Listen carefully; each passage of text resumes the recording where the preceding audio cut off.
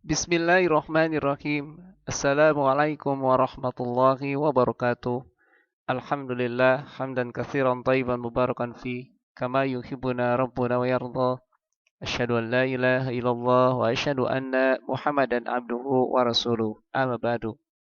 Anak-anak sekalian, peserta didik kelas 6 Sekolah Islam Anida yang Abi cintai, dalam kesempatan ini kita akan melanjutkan pembelajaran untuk tematik dengan muatan ilmu pengetahuan sosial, yakni dengan tema karakteristik negara ASEAN. Namun terlebih dahulu, seperti biasa, mari kita berdoa kepada Allah SWT agar senantiasa pembelajaran kita pada kesempatan ini bisa bermanfaat. Untuk itu, mari kita membaca Rabbi zidni ilman warzuqni fahman. Anda sekalian, di pertemuan yang lalu kita sudah mempelajari tentang perkembangbiakan tumbuhan baik secara generatif maupun vegetatif. Dan salah satu contoh tanaman atau pohon yang kita ambil yaitu tanaman jagung. Di mana tanaman jagung ini ternyata tidak hanya ditanam di negara Indonesia saja, tetapi tanaman jagung ini sudah ditanam juga di negara-negara Asia Tenggara atau negara ASEAN.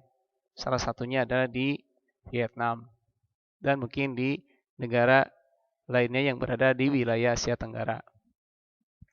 Nah, ada sekian. Negara Indonesia berada di kawasan Asia Tenggara bersama negara Laos, Malaysia, Thailand, Myanmar, Filipina, Vietnam, Brunei Darussalam, Singapura, dan Kamboja. Meskipun berbeda negara, namun penduduknya memiliki persamaan dan kehidupan sosial budaya. Oleh karena itu, negara kita menggabungkan diri dalam suatu organisasi yang bernama ASEAN, yaitu Persatuan Negara-Negara Se-Asia Tenggara. ASEAN adalah sebuah organisasi internasional yang beranggotakan negara-negara di kawasan Asia Tenggara. Negara-negara ini bersatu karena adanya persamaan letak geografis dan kemiripan budaya.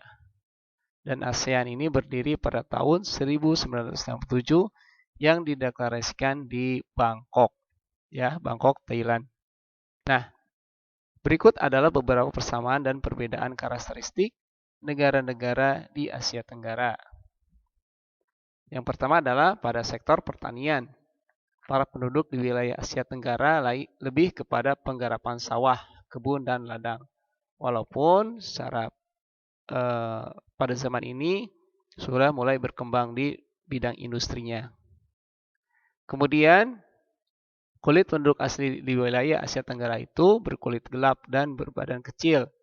Nah, penduduk ini bisa dijumpai di Filipina, Indonesia, dan Malaysia. Walaupun kita tahu bahwasannya di negara Filipina atau Malaysia ada juga yang berkulit putih.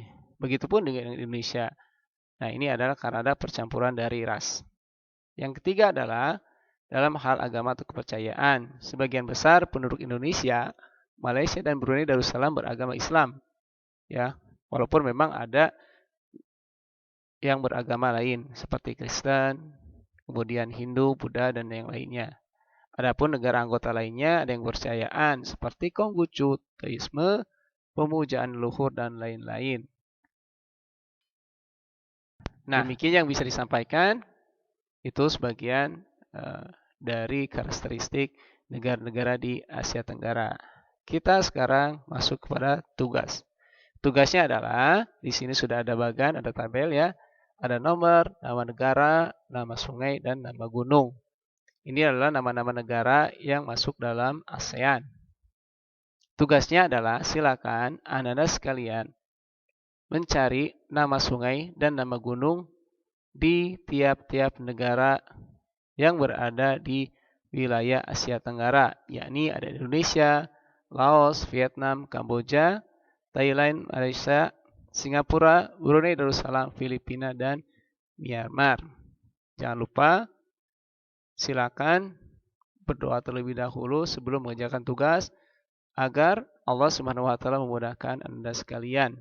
Hanya dengan pertolongan Allah kita bisa melaksanakan dan menunaikan dan mengerjakan tugas yang diberikan.